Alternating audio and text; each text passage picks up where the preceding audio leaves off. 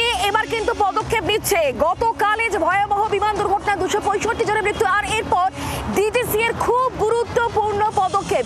কি সেই পদক্ষেপ আপনাদেরকে জানি রাখি, এয়ার ইন্ডিয়ার সমস্ত বোয়িং বিমান পরীক্ষা করার নির্দেশ দেওয়া হচ্ছে ডিজিসিএ এর তরফ থেকে। 2 সপ্তাহের মধ্যে পাওয়ার সিস্টেম চেক করার নির্দেশ, 15 দিনের রক্ষণাবেক্ষণের যে রিপোর্ট, সেই রিপোর্ট জমা দেওয়ার নির্দেশও দেওয়া হয়েছে ডিজিসিএ এর তরফ থেকে। গুরুত্বপূর্ণ পদক্ষেপ, এক্সক্লুসিভ সেই খবর আপনাদেরকে আমরা জানাচ্ছি।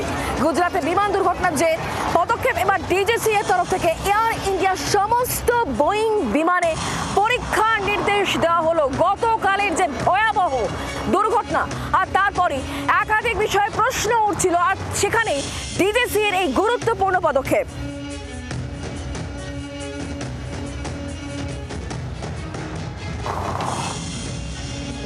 প্রাক্তন বায়ুসেনা আধিকারিক বিভাস রায়চৌধুরী, তার বক্তব্য কি শোনাবো। এয়ারপোর্টের যে সিসিটিভির ভিডিওটা, সেটাতে হঠাৎ করে মনে হলো যেন বিমানের পেছন দিকে একটা জার্ক এলো নিচের দিকে। বিমানের নোজ, যেটা প্লেনের নোজ, সেটা উপর দিকে করা ছিল, কিন্তু টেলটা হঠাৎ করে একটা নিচের দিকে জার্ক পেলো। এটার একটা সম্ভাবনা হতে পারে যে ইঞ্জিন দুটোই বন্ধ হয়ে গেছে, এবং ইঞ্জিন বন্ধ হয়ে যাওয়ার পেছনে বিভিন্ন রকমের কারণ থাকতে পারে। ফুয়েল সিস্টেম খারাপ হতে পারে, পাওয়ার সিস্টেম খারাপ হতে পারে। তবে এই ধরনের বিমানে যে তেলের যে সিস্টেমটা, সেটা তো গ্র্যাভিটি ফিড থাকে খানিকটা, সুতরাং পাওয়ার ফেলিওরের পরেও ইঞ্জিন হঠাৎ করে বন্ধ হয়ে যাওয়া উচিত না, বাট এক্ষেত্রে হয়েছে।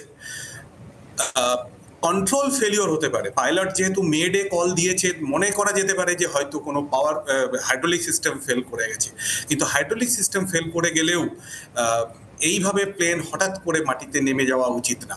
এগুলো সমস্ত ক্লিয়ার হবে যখন আমরা ব্ল্যাক বক্সের ভেতর থেকে যে সমস্ত ফ্লাইট ডাটা রেকর্ডারগুলো পাবো, সেই ডাটা রেকর্ডারের যে তথ্যগুলো আমাদের সামনে আসবে, তখন বুঝতে পারা যাবে হয়তো এক্স্যাক্ট কারণটা কি।